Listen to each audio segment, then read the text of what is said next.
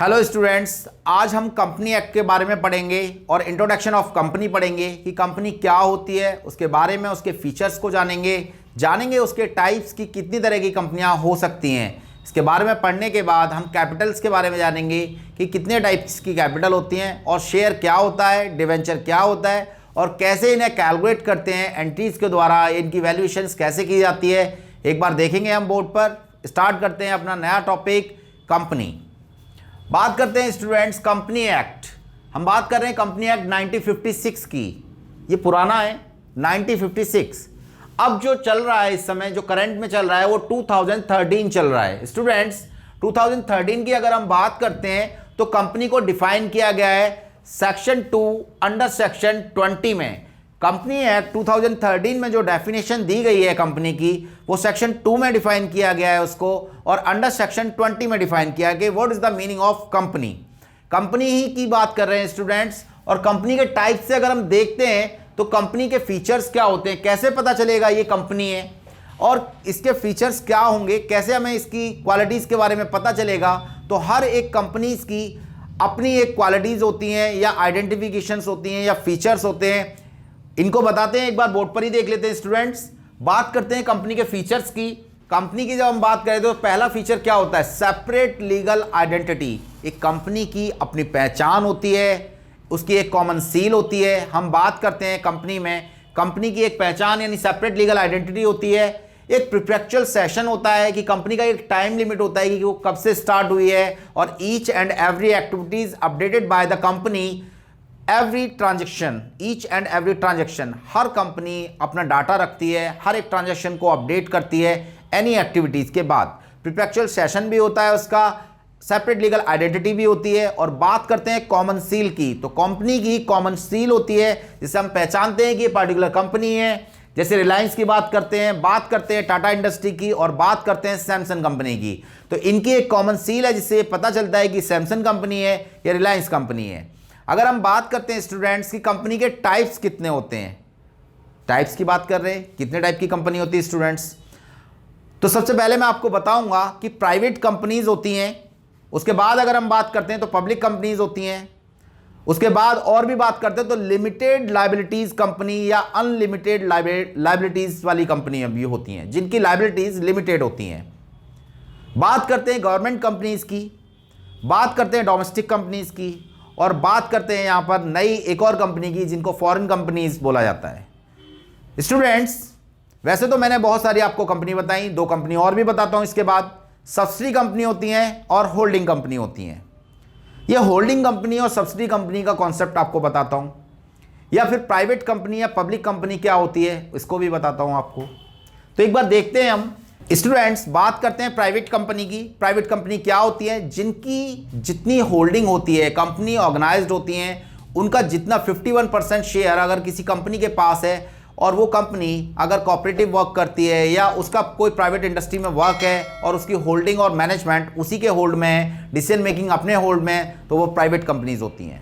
बात करते हैं पब्लिक कंपनीज, ऐसी कंपनी जिनका इन्वेस्टमेंट गवर्नमेंट के होल्ड में होता है और 51% शेयर कंपनी के गवर्नमेंट की होल्डिंग में होते हैं। जैसे हम बात करते हैं LIC की, बात करते हैं रेलवे की, बात करते हैं कोल इंडिया की, और बात करते हैं अगर हम बात करते हैं ONGC की। तो ये प्राइवेट कंपनी नहीं है स्टूडेंट्स, ये पब्लिक कंपनी है।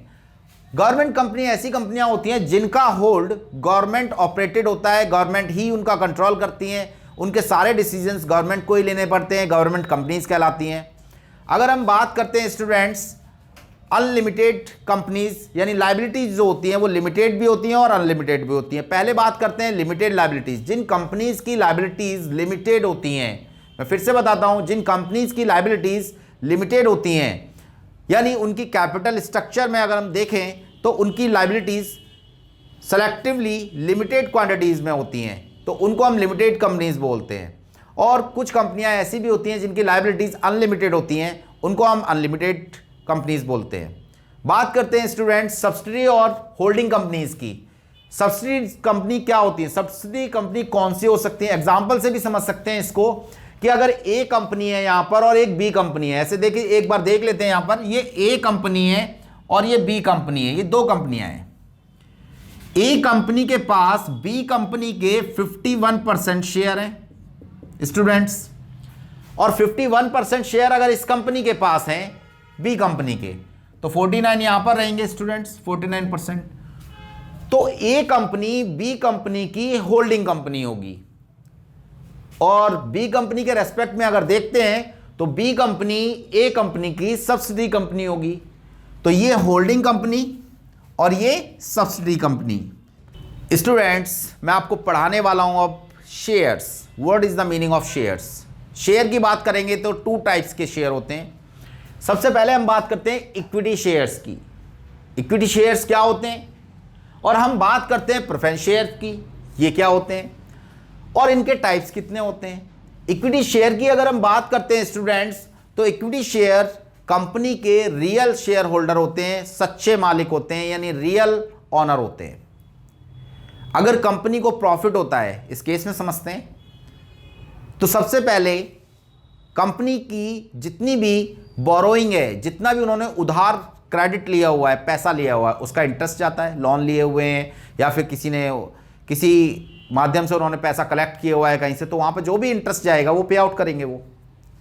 उसके बाद की बात करते हैं हम स्टूडेंट्स, तो कंपनी में जो पैसा बचता है उसके बाद उस पर टैक्स पे होता है, और टैक्स पे करने के बाद जितना भी प्रॉफिट बचता है उस पर प्रेफरेंस शेयर होल्डर्स को पे किया जाता है उनका डिविडेंड। और students, at the end of अगर लास्ट में कुछ बचता है तो वो मिलता है इक्विटी शेयर होल्डर्स को। तो इसका मतलब यह है स्टूडेंट्स कि जो इक्विटी शेयर होल्डर होते हैं वो कंपनी के सच्चे मालिक होते हैं, रियल शेयर होल्डर्स होते हैं, रियल ऑनर होते हैं। अब यहां पर हम बात करते हैं दूसरे शेयर की। दूसरा शेयर हमारा है preference shares.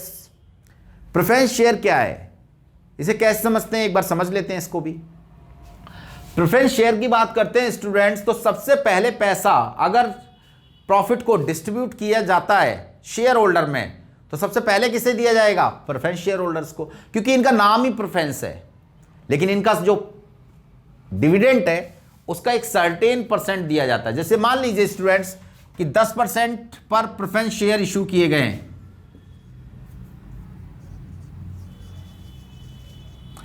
Preference share issue किए हैं 10% पे इशू किए हैं, तो इनको मैक्सिमम कितना मिलेगा? 10%।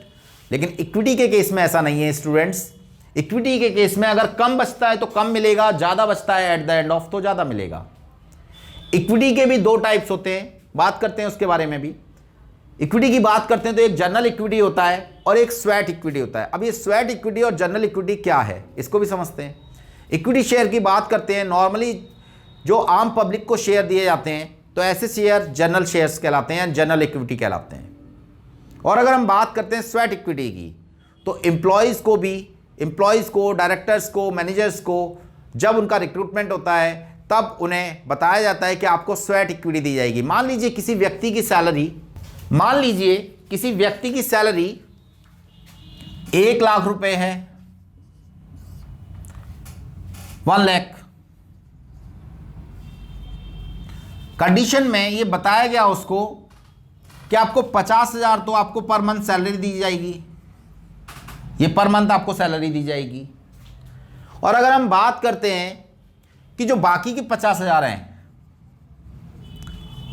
उसको उस व्यक्ति को शेयर दिए जाएंगे, कंपनी के शेयर दिए जाएंगे, लेकिन ये टर्म एंड कंडीशन भी रहेगी या बॉन्ड रहेगा उनके बीच कि अगर मान लीजिए उसने 3 साल कंपनी में काम किया तब उसको ये सैलरी दी जाएगी। ये शेयर्स जब दिए जाएंगे, शेयर्स के रूप में उसको पैसा दिया जाएगा।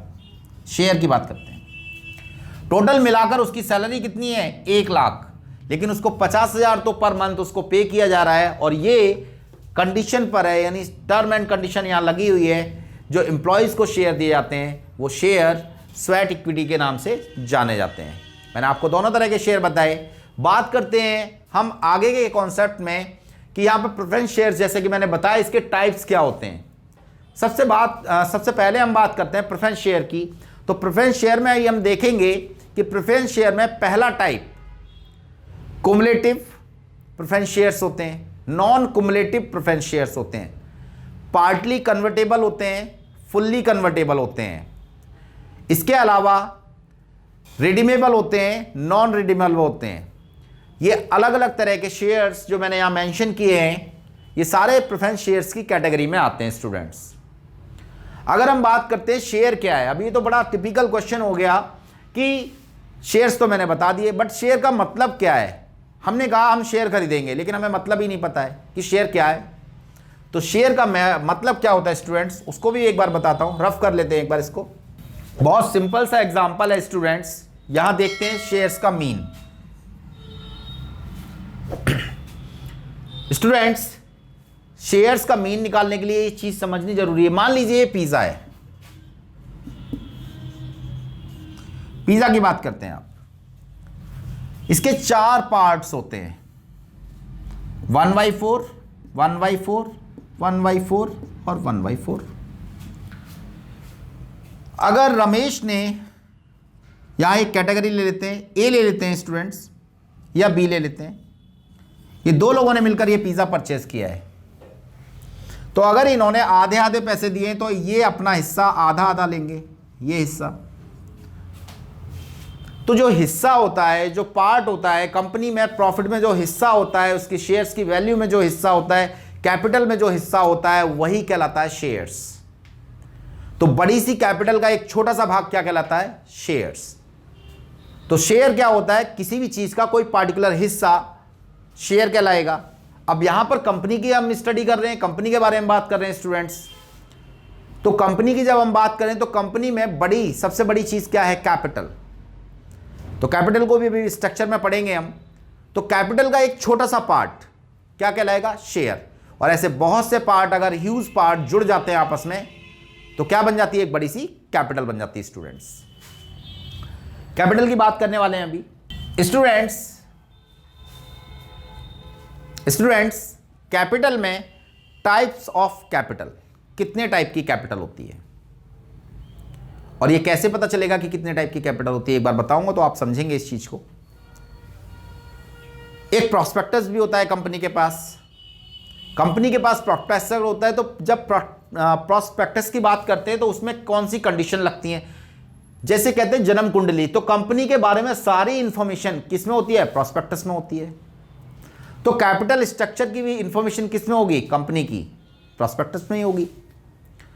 तो प्रॉस्पेक्टस से हम स्टडी करते हैं कंपनी की कैपिटल्स की। तो सबसे पहली बात, कंपनी का जब रजिस्ट्रेशन कराया जाता है स्टूडेंट्स, कंपनी जब रजिस्टर्ड कराई जाती है तो उसकी एक कैपिटल डिसाइड कर ली जाती है कि 5 लाख से रजिस्टर्ड करानी है, 5 लाख की जगह 50 लाख से रजिस्टर्ड करानी, या 5 करोड़ से रजिस्टर्ड करानी है। तो जितनी भी अमाउंट से कंपनी को रजिस्टर्ड कराया जाता है, वो रजिस्ट्रेशन वाली कैपिटल, उसे 1 रुपया भी ज्यादा इशू नहीं कर सकते मार्केट में। वो रजिस्टर्ड वाली कैपिटल ऑथराइज कैपिटल कहलाती है। तो यहां पर देखते हैं कि सबसे पहले नंबर पर आती है ऑथराइज कैपिटल। फिर हम बात करते हैं ऑथराइज के बाद उस कैपिटल की जो पब्लिक को इनवाइट किया गया है, पब्लिक को बोला गया है कि आप ये शेयर खरीदिए, क्योंकि शेयर के थ्रू ही तो पैसा आएगा।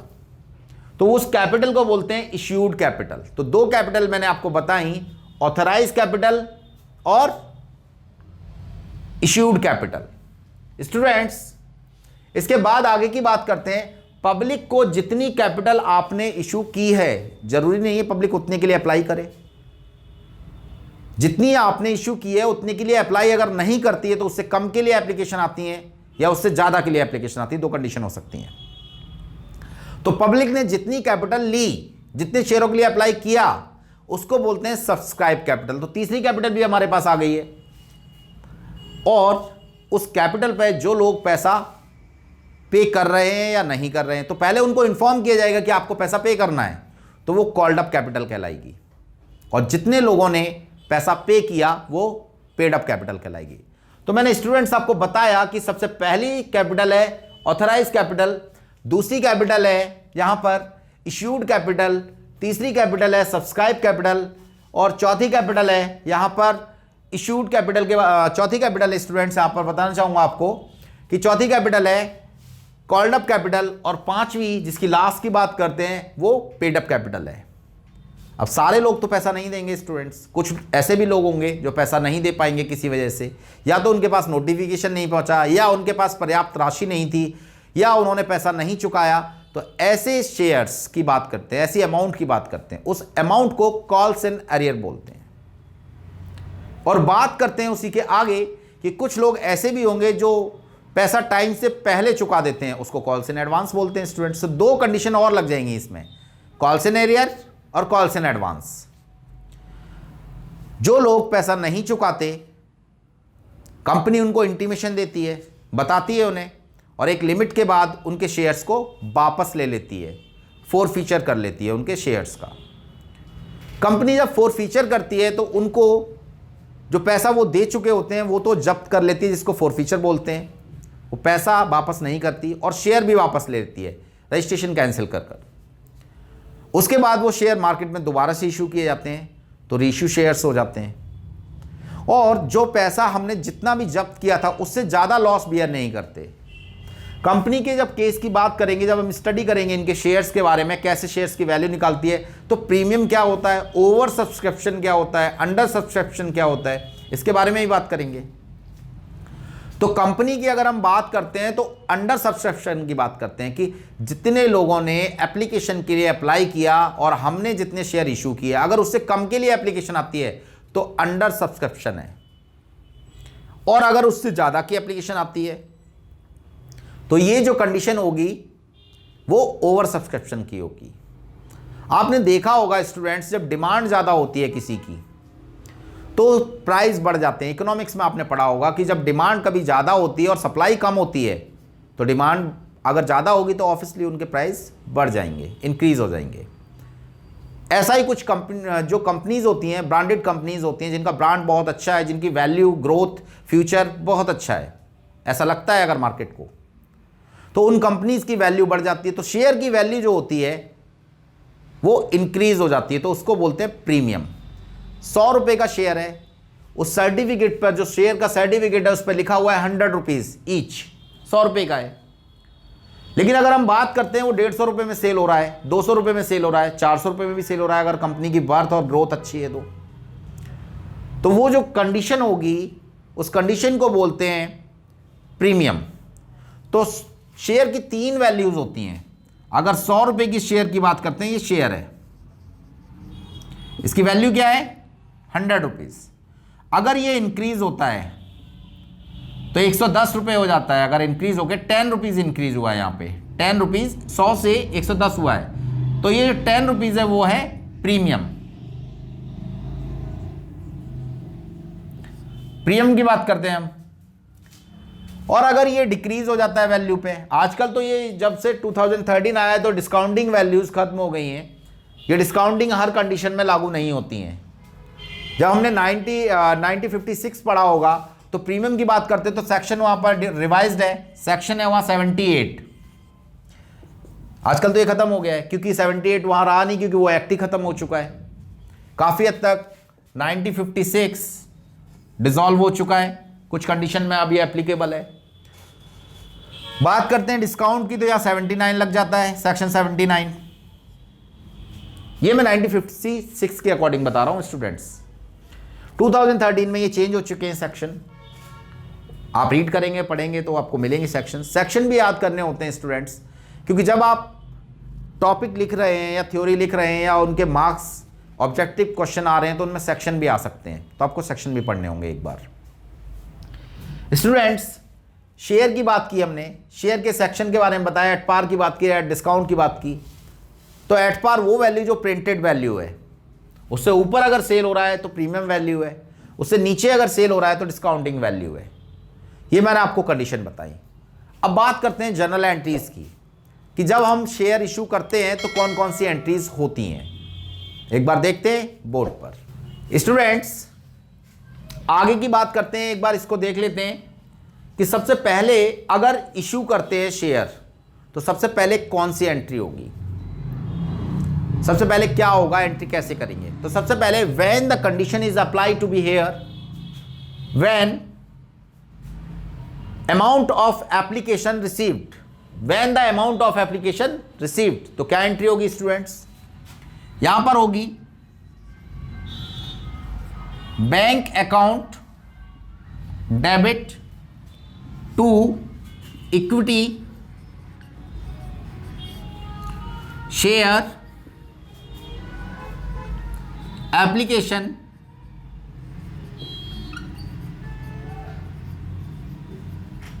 Account being amount of application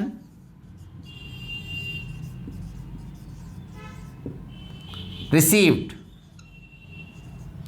on जितनी भी शेयर की वैल्यू है, मान लीजिए 5000 है, एग्जांपल के लिए मैंने 5000 है, at the rate of 2 rupees या 3 रुपीज या 5 रुपीज, जो भी एग्जांपल में दिया हुआ है।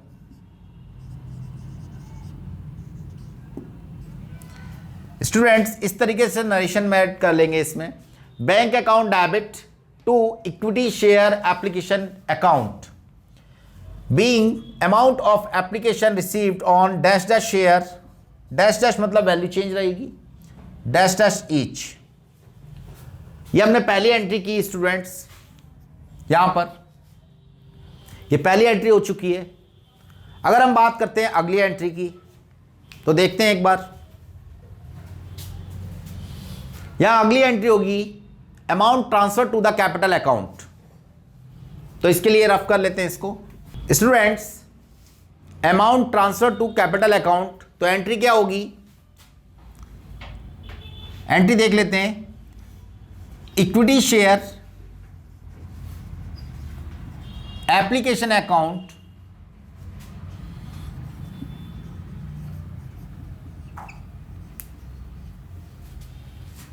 Debit to equity share, equity मैंने थोड़ा शॉर्ट लिख दिया है, equity share capital account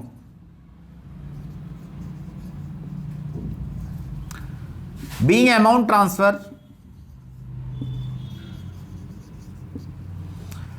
transfer in TFD, transfer to capital account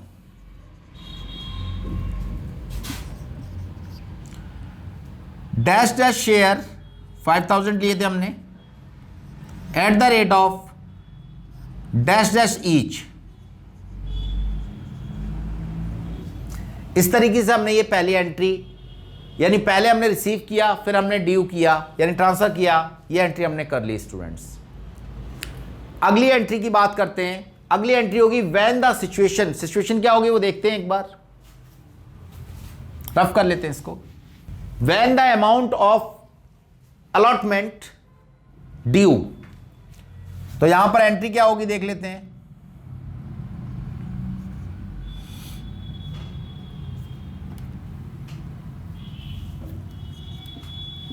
equity share allotment account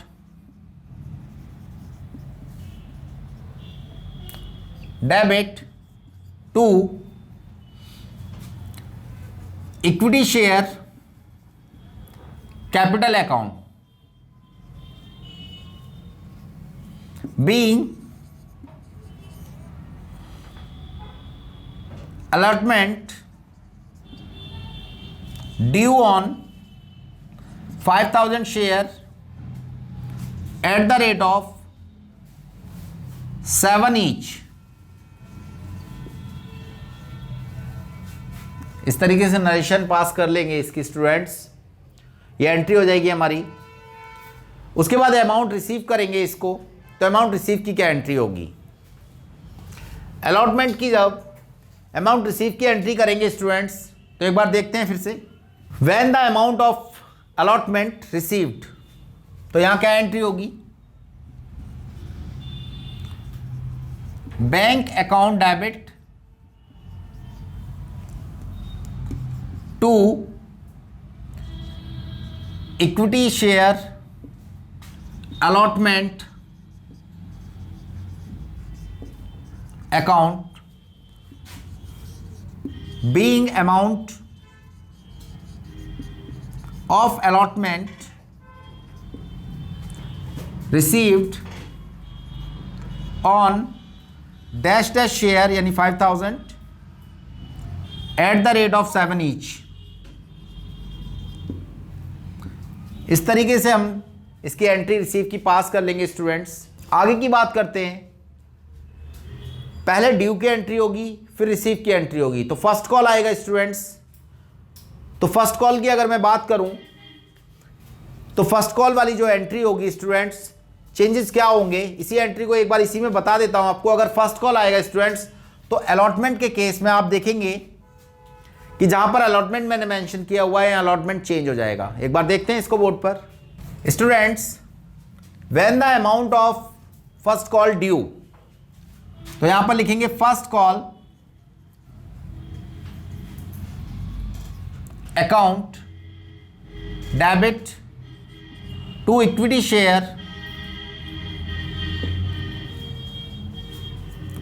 share capital account.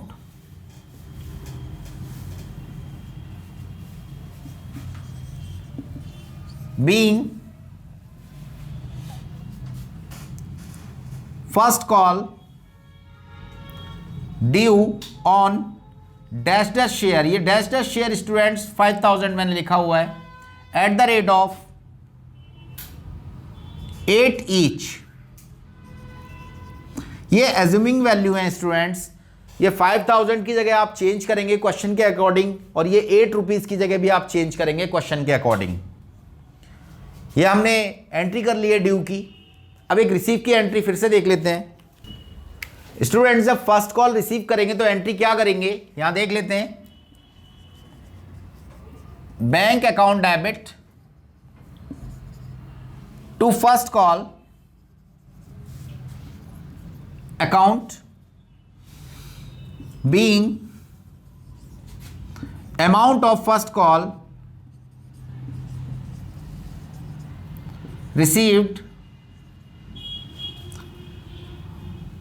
received on 5000 share at the rate of 8 each। Students, ये values अगर कम share holder पैसा देते हैं तो ये कम हो जाएंगे शेयर, और यहां पर 8 रुपीज आप रिसीव कर रहे हैं। इस तरीके से मैंने आपको बताया कि जहां पर मैंने फर्स्ट कॉल मेंशन किया है स्टूडेंट्स, यहां पर सेकंड कॉल भी हो सकती थी। यहां पर अगर हम बात करते हैं स्टूडेंट्स तो सेकंड कॉल भी हो सकती थी। स्टूडेंट्स, सिर्फ फर्स्ट कॉल की जगह सेकंड कॉल भी हो सकती थी, थर्ड कॉल भी हो सकती थी और फाइनल कॉल भी हो सकती थी। अगर वही एंट्री सेम करनी होंगी हमें, या कॉल की जगह फर्स्ट सेकंड थर्ड या फाइनल कॉल हो सकता है, बस इतना ही चेंजेस होगा स्टूडेंट्स। मैंने आपको बेसिक फंडामेंटल में स्टूडेंट्स बताया कि कंपनी क्या होती है, कंपनी के फीचर्स क्या होते हैं, कंपनी की अगर हम बात करते हैं तो कंपनी के टाइप्स क्या होते हैं, प्रोस्पेक्टस क्या होता है, कंपनी के कितने शेयर होल्डर हैं, प्रमोटर कितने हैं, कंपनी क्या काम करती है, कंपनी कब स्टैब्लिश हुई है, कंपनी की सारी बातें मैंने आपको बताई। स्टूडेंट्स, बताया कि शेयर कितने टाइप के होते हैं, मैंने बताया कि इक्विटी शेयर में टाइप कितने होते हैं, और बताया कि प्रेफरेंस में भी कितने टाइप होते हैं। मैंने आपको बताया कि शेयर्स का मतलब क्या होता है, और अगर प्रेफरेंस शेयर हैं तो प्रेफरेंस उनको कैसे दी जाती है, कैसे बताया जाता है वो प्रेफरेंस शेयर होल्डर हैं। स्टूडेंट्स, मैंने कंपनी के बारे में जो आपको बताया, ये सारी इंफॉर्मेशन आपको कैसी लगी, कंपनी बारे में जानकर आपको कैसा लगा, पढ़ने से रिलेटेड जो भी इंफॉर्मेशन आपको चाहिए, रिक्वायर्ड है, वो आप मुझे कमेंट बॉक्स में बताइए स्टूडेंट्स। आने वाली वीडियोस में उससे रिलेटेड वीडियोस बनाऊंगा, और न्यूमेरिकल के लिए आगे जो आने वाली वीडियोस होंगी उनमें आपको न्यूमेरिकल्स मिलेंगे कि उनकी वैल्यूज़ कैसे निकाली जाती हैं। आपको मेरी वीडियो कैसी लगी, लाइक करें, शेयर करें, कमेंट करें, और बताएं कि वीडियो में अगर आपको कोई प्रॉब्लम आ रही है, या फिर अगर लगता है न्यूमेरिकल या किसी स्टडी से रिलेटेड कोई भी प्रॉब्लम है, तो आप कॉन्सेप्ट में कमेंट बॉक्स में जाके पूछ सकते हैं स्टूडेंट्स। मेरा चैनल सब्सक्राइब करें और बेल आइकन को दबा दें ताकि आने वाली नोटिफिकेशन आपको प्रॉपर मिलती रहे। वीडियो को देखने के लिए धन्यवाद।